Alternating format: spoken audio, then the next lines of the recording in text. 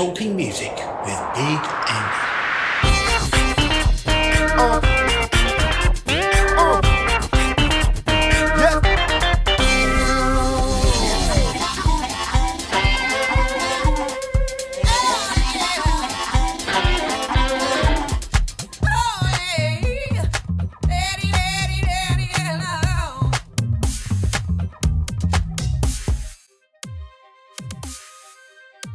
This week, Leg Puppy are talking music with me, Big Andy.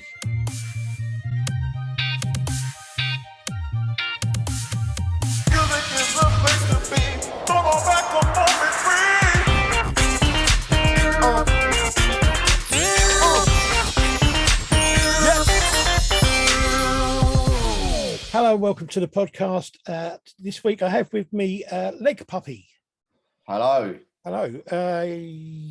Now I wrote down here that somewhere, I can't remember where I found it, that the band was made up of Darren Lawrence and Evie Blue. No. No. Evie Blue's my mate's little girl, sung on one of my tracks. Oh right, okay. I don't know where that came from. I think it was on that track, Algorithms You're an Arsehole. We was mucking around one day and she started doing this little like, ooh, wow. That's amazing. I've got to record it. So she's on the track. It's like my mate's little daughter. Oh right.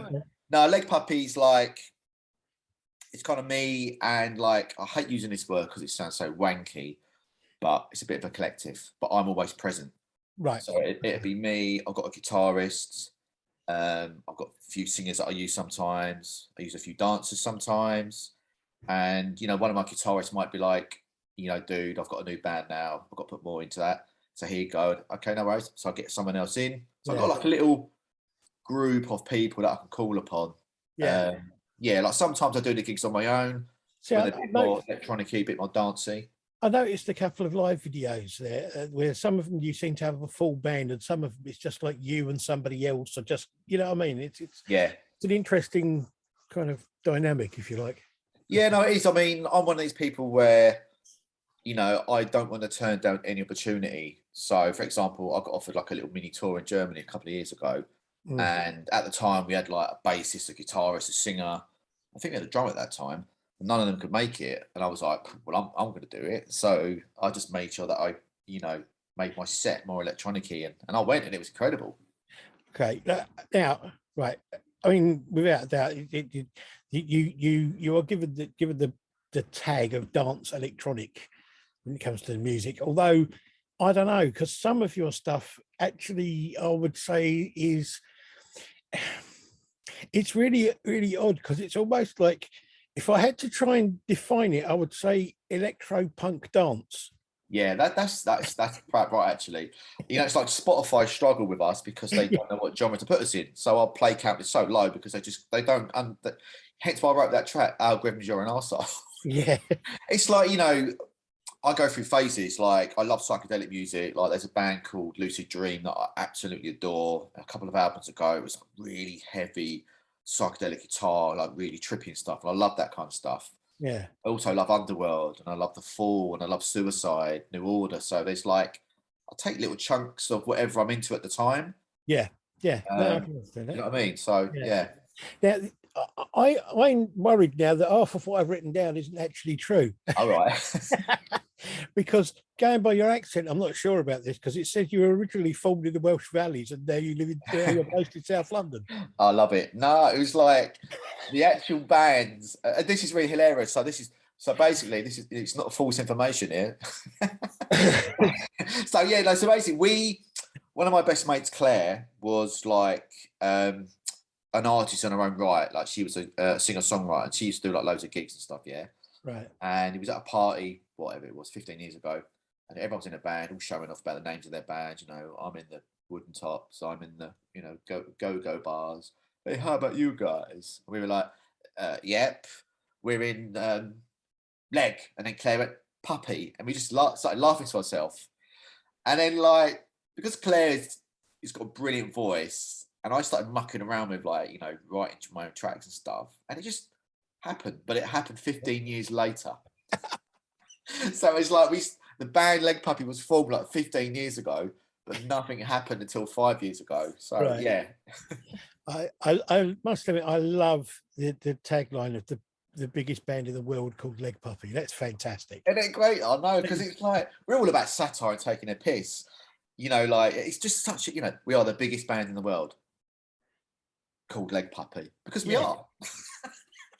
The other thing I loved is when I was looking at this, it said the band were originally formed amongst the backdrop of bingo callers, haunted rickety hotels, dancing goats, and clown worshippers. Yeah, totally. Well, that's our vibe, because that was it. That we were staying in this hotel in Wales, and it was semi-haunted. It was really rickety.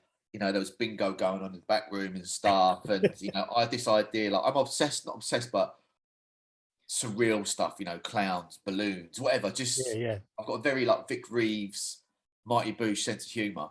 Yeah. So do you know what I mean? I'll just put all that into my music and stuff. But yeah, that's all kind of true, really. Okay, fair enough. So the name Leg Puppy doesn't actually mean anything then? No, it means absolutely because the weird thing is, when I was younger, I used to know somebody who actually used that term. And when he said leg puppy, what he meant was one of those dogs that seems to think that your leg is a member of the opposite sex of his. Yeah. Right. I get what you mean. Yeah, it's kind of funny actually, because like there is like I googled it before, like I set the band up, and it's leg puppy is a piece of art by someone. Oh right. Yeah, and I was like, oh right, okay, that's the only thing I can find called leg puppy online, apart from, you know, leg dog shit. Yeah. And I was like, I kind of like that. It's the name of a piece of art, and I was like, all right, yeah. Have you ever seen the piece of art? But there was something that was quite funny actually. It was like what inspired me to actually get off my ass and start making tunes was me and my old flatmate was sitting there watching, you know, you get those really weird documentaries, you know, like bloody grown men who like being breastfed and all that sort of shit. Yeah. There's a series, I think it's Channel 4, and one of them was like The Secret Life of Human Pups. So it's like these guys dressed up as like puppies and have a puppy master. Yeah. Sitting there, you know, I'm not into that on any level, but I respect anyone who's into something and they put their passion into it. Yeah. We sat and I said, this is bloody brilliant. And honestly, and I went and wrote a track called Puppy Play. So there must be someone out there somewhere who bought the track Puppy Play. It's not online anymore because, you know, when I started, I didn't even know about mixing, mastering. So, you know, I put it out there and then obviously got rid of it now because I know the process now. Do you know what I mean? I've learned a lot in those 5 years. So yeah. So right, you started doing it all 5 years ago. Yeah. And since then you've got quite a bit of stuff out there.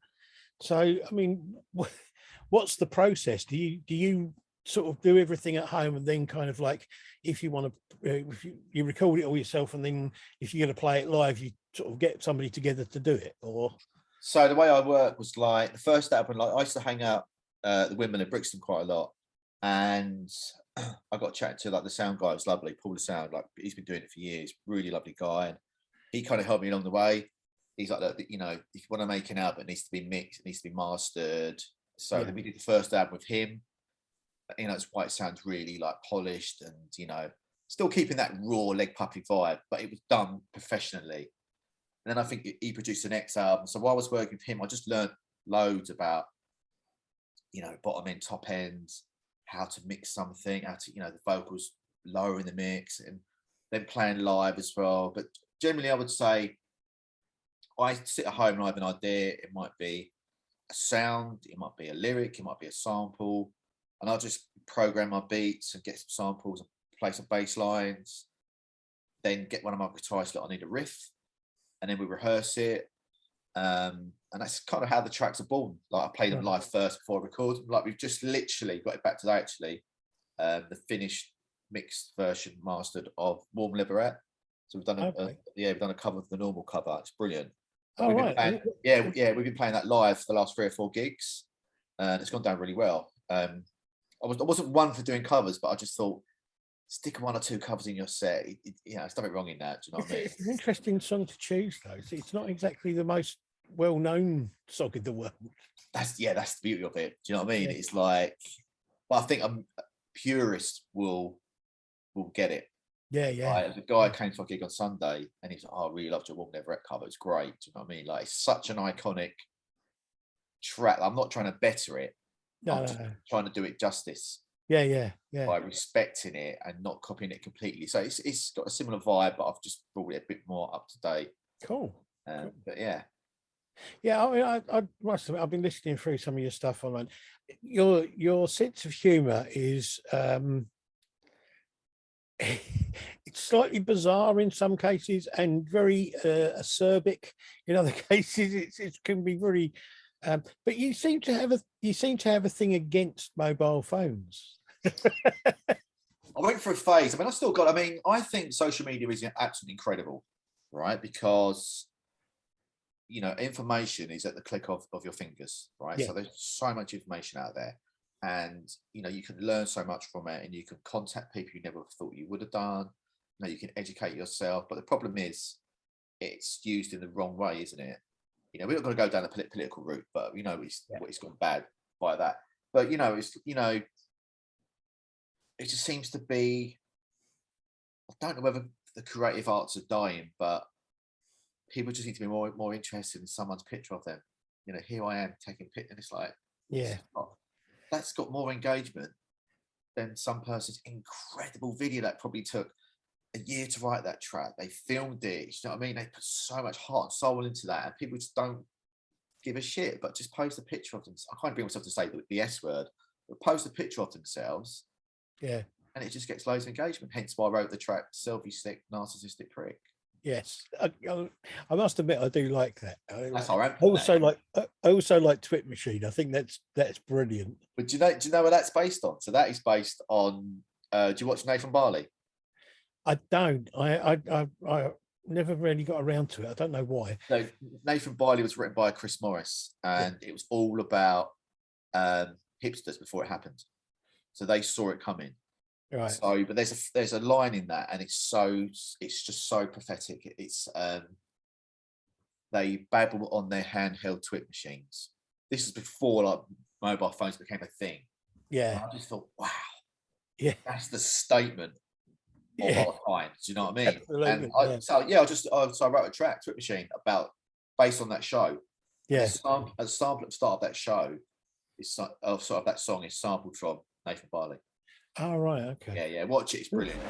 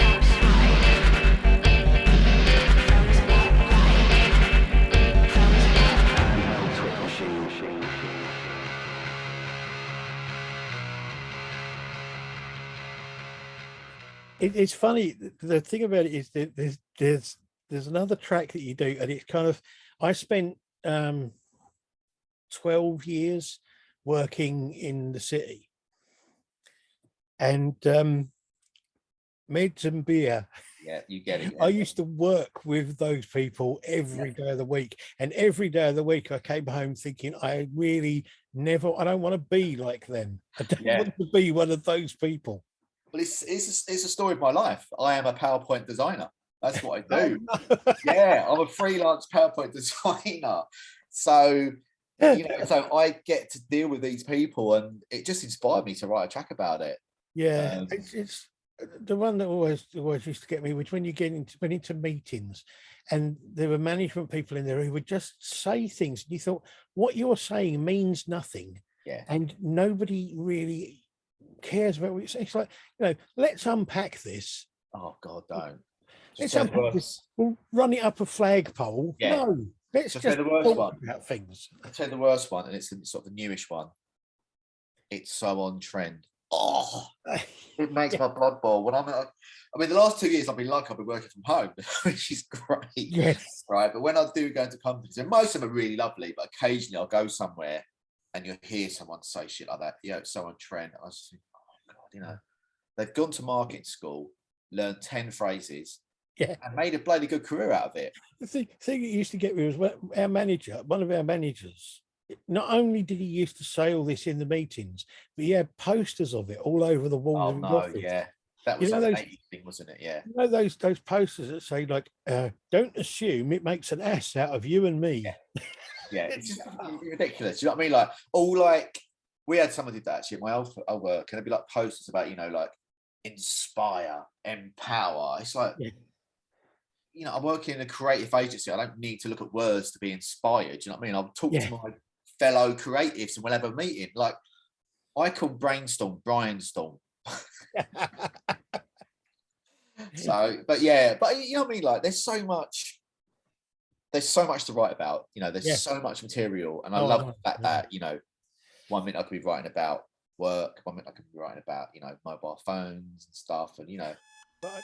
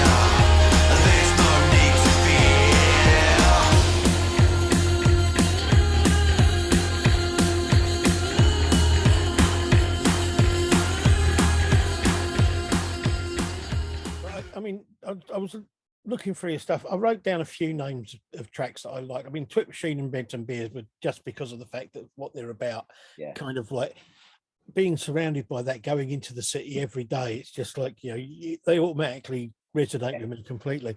I liked on the newest album, Detroit. Yeah. That's the album before. I've had another album after that. Yeah. All right. But I really like that track. I don't know why I like it. That's the weird thing. It's I kind of listened to it and thought, I really like that. But I've got no idea exactly. I couldn't put my finger on exactly why I like it. Yeah, I know what you mean. That was kind of a jam that I was mucking about at home. And I think I just watched a documentary about how influential Detroit was. Do you know what I mean? Like Iggy Pop, MC5 and all that. And I just thought, I think I need to do a track that just name checks all the places that are really influential. Do you know what I mean? Like Detroit, Mississippi, Chicago House, Mississippi, Berlin, Chicago, Detroit. Yeah, so that was that. Yeah. That was it. It was almost like a thank you to all these places. But yeah, that's just a jam. It's just really you can just really get into it. You know what I mean? It's just kind of one of those things. Clown Love, I think, is brilliant, just because I think clowns get a really, really rough ride. You know what though? It's quite funny you say that. We've sort of killed the clown off. Oh no! Well, you know, like everyone has their Ziggy moment, yeah. Yeah. he came to our gig on Sunday, and he was dog, so he wore one of those puppy play masks, the little puppy. So he did that. But yeah, no, we killed the clown off because some people don't like clowns. So no, I know. Do you know what I mean? Do think they get a rough ride though. Really, they do, don't they? Yeah. Yeah. And then the other one I wrote down was Tears. Now I've got this Tears CR24. That's the drum and bass remix of Tears. Yeah. Yeah, but I really like that version of it. Vocal is brilliant, isn't it? I'm not quite sure why that version in particular, because it's a good song anyway, but it's just that one kind of just grabbed me somehow. But the vocals on that, I mean, I like playing around with names. I mean, that CR24 means nothing. It just sounds good, but I didn't want to call it Tears Remix. Yeah. So I like to add numbers. I suppose it's my Factory Records inspiration. Do you know what I mean? I used to love that, what they used to do. Fact 21 and all that. I used to love that. Yeah. It's kind of that. But that track's got a young singer called Rachel, who's phenomenal. Absolutely such a talent. She's got a beautiful voice. So that's why that track works.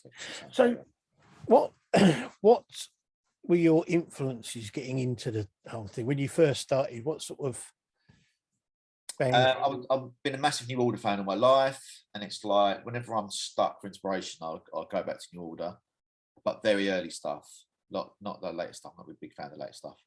Like a lot of Suicide stuff, like a lot of old sort of rave. I wouldn't say I was a bit of a raver, but I used to go to hot, sweaty, dirty clubs and all that sort of stuff. So I've got that in me. There's a track on the Non-Disclosure Agreement album called NDA. Right. And it's a homage. Do you remember French Kiss by Lil Louis? Yeah. So if you listen to that track all the way through, halfway through the track, it slows down. And I got my friend at the time, I said, Bev, could you do me a favour? I said, I want to do a homage to French Kiss. She goes, what's that? And I played it to her. She went, I'm not doing that. I said, oh, come on, it'd be amazing. So I'll go out the room. She goes, all right. So she did it. And she used to do it live. She's down there, start going, oh. And people didn't know where to look because it's quite uncomfortable. But I want to bring that back into our live set. But it's trying to find someone who's willing to do it.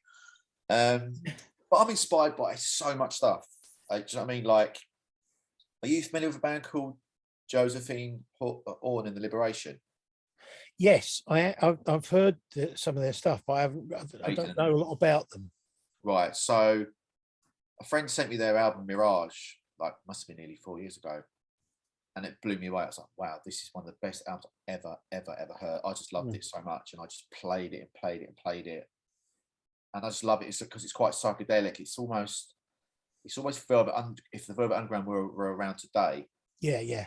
That's how they sound, because the lead singer had that Nico about her.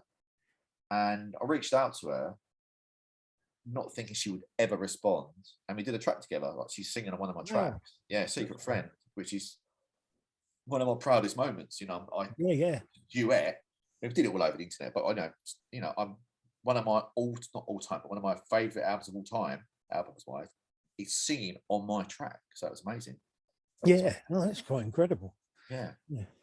So what do you plan to do with the band and everything? I mean, have you got a plan for where you want to end up, or what you want to do with it, or is it just a matter of doing it just to enjoy yourself? I've kind of been there and had those aspirations and all that kind of stuff, and you just think, just enjoy it, man. Do you know what I mean? Like, for me, success would be getting 100 people to your gigs on a regular basis. That to me would be incredible. I've got a bi-monthly residency at the Dublin Castle, so I get to pick bands, which is great. I want to build those up. People come and build up a little sort of community. That for me would be success. And maybe the Sleaford mods reaching out and saying, oh yeah, Leg Puppy, do you want to support us? That for me is success. Yeah. You know what I mean? Because I'm not getting any younger and stuff. And it's a young person's world apart from the Sleaford mods. You know what I mean? Yeah.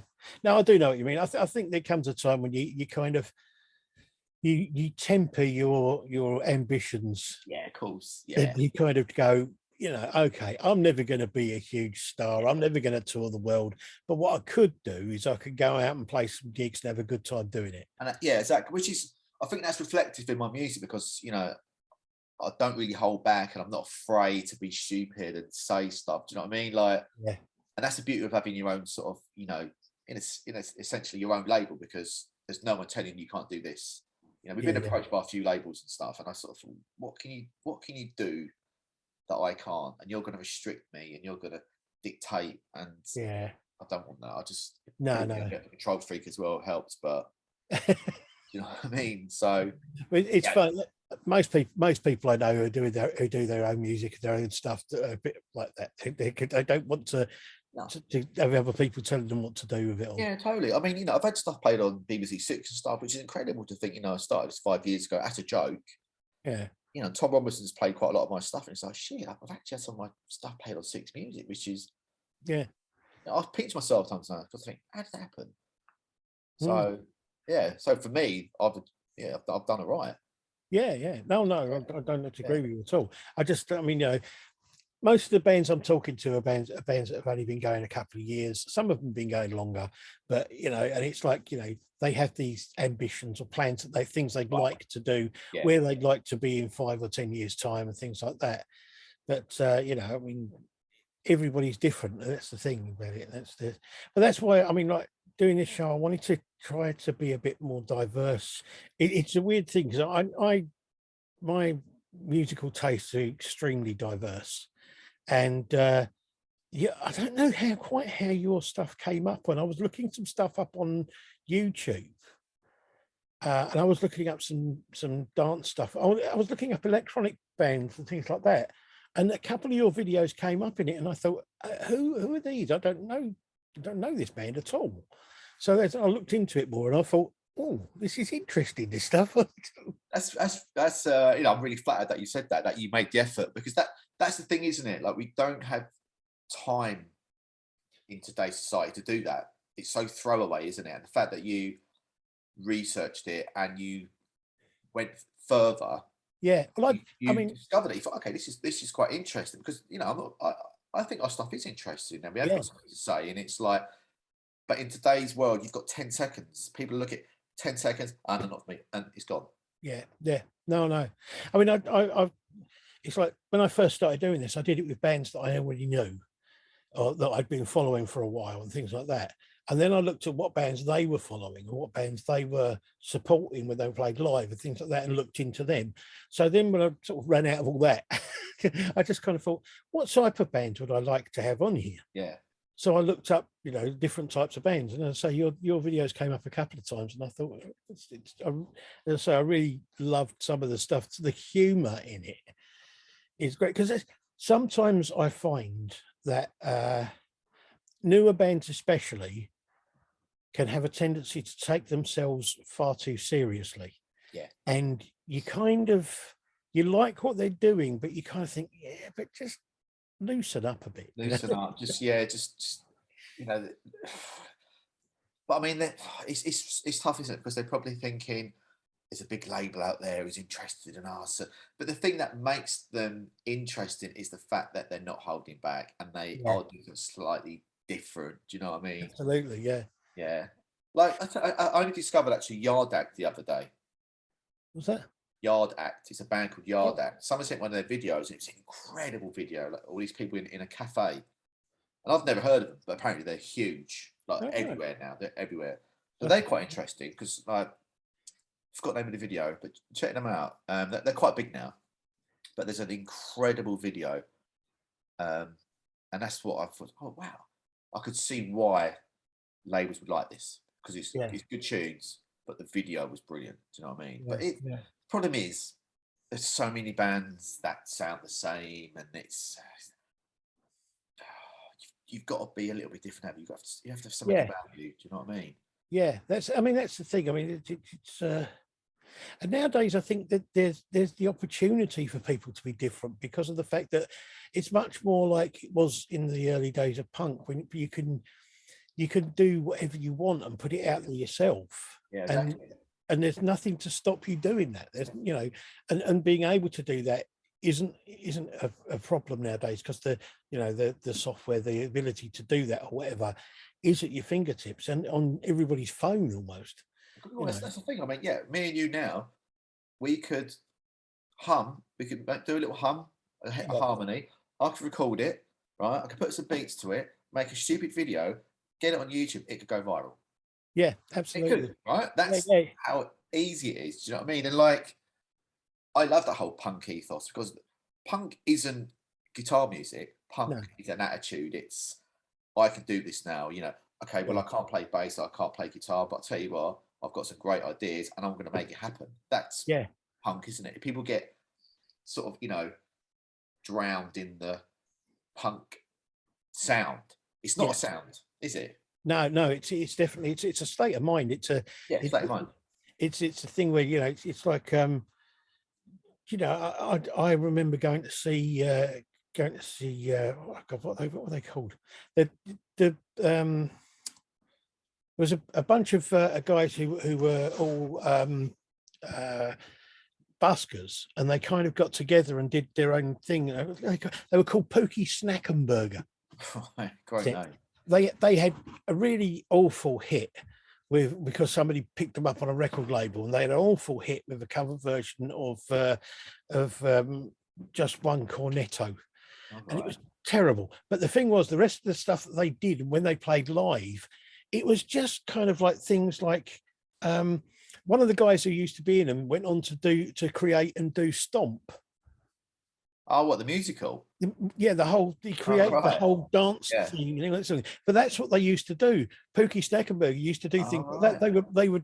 There'd be a couple of guys playing guitar and maybe a guy playing keyboard, and he'd be bashing on oil drums and like the bottom in the buckets and things like this. And to me, that was really kind of punk, because it was this attitude of like, I can pick up anything and make a tune out of it, and just have fun with it. Yeah, totally. Yeah, don't be afraid to experiment. Don't be afraid to shock. Yeah, but you're right. It is so safe. Do you know what I mean? Like, live music is safe. You know, like, I know when I see a good band, it's like, fucking hell, they were good, because they didn't give a shit. Yeah, you know what I mean? Like, and you can feel that energy. It's that. You know, I'm an old man now, but when I grew up, I was listening to bands like Black Sabbath and that sort of thing. And I remember reading a thing that Black Sabbath said they used to play these clubs, and they were being ignored by the punters in the clubs.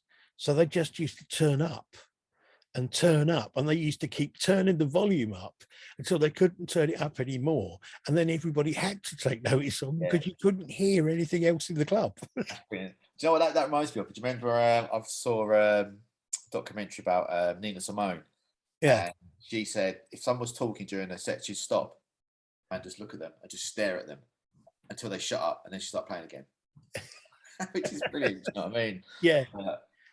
But yeah. It is, I mean, the whole thing is, it's a state of mind. It's how, I think how you put yourself across is a very important part of the music, really, no matter what music it is you're playing. You know, there are people in this world that don't have to put up with all this shit. You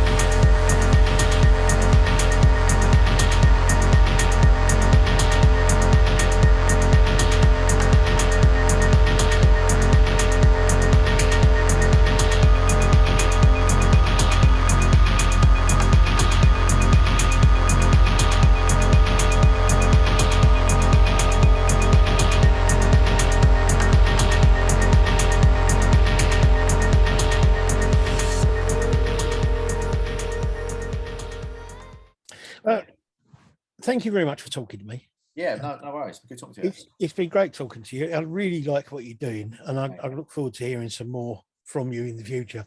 And the videos as well. I do like the look of your videos are great. As I say, Meds and Beer one where they're holding up all the placards. That was us in Carnaby Street. Yeah, I'm amazed. I was amazed at how many people kind of joined in. Yeah, well they do though. Like if you have a camera, people will join in because it's fun. And we were lucky that day because there's a load of mods. Yeah, that really helped the video, didn't it? Yeah, it's kind of weird because I'm trying to. I've got a great idea for the Warm Leatherette video, but I need to find some sort of. I don't want to be obvious, so I don't want to do crash test dummies. I don't want to do leather. I don't want to do cars. So I want to try and find some sort of circus ride where I'm maybe sitting on this little, like kids car. It's just going up and down. Yeah. Just want to do something like that. But I've got to try and find it. Do you know what I mean? But yeah. But that's going to be on the next album, which is almost done, and that's mainly guitar-y. Okay. Yeah, so completely different from the last 3 albums, which have all been real heavy, like dance stuff. So yeah, watch this space. Okay, when's that likely to be out? Maybe later in the year. I don't know. I've got a few selfie stick remixes to put out first. Okay. Yeah, I'm sort of like I'm just about to release because we're celebrating 5 years. I'm releasing the first album again. That's a deluxe. I saw tracks on it. Yeah. I saw that. I thought it was brilliant. The idea. It's like an album of covers, Leg Puppy cover versions performed by Leg Puppy. Yeah, exactly. My mate said that in rehearsal my guitar. He said, you should pretend you're a Leg Puppy cover band. I went, that's a bloody great idea. Yeah. Do you know what I mean? Because that's the thing that you can have so much fun with social media, and it just really, like I just think people just don't have any imagination. Our new album is out. Check it out. Check out our new videos. Come on, guys. It was more than that. You can play around with it and just take the piss. We used to have a thing. Me and a couple of friends of mine used to have this competition that we used to play. We put on stuff on Facebook, and we would put out. People were putting up like I'm going to put out over the next week. I'm going to put out my top 7 albums of all time, or 7 obscure albums I really like. And you kind of see the same stuff over and over again. So we started making mock-ups of fake album covers. Oh, right.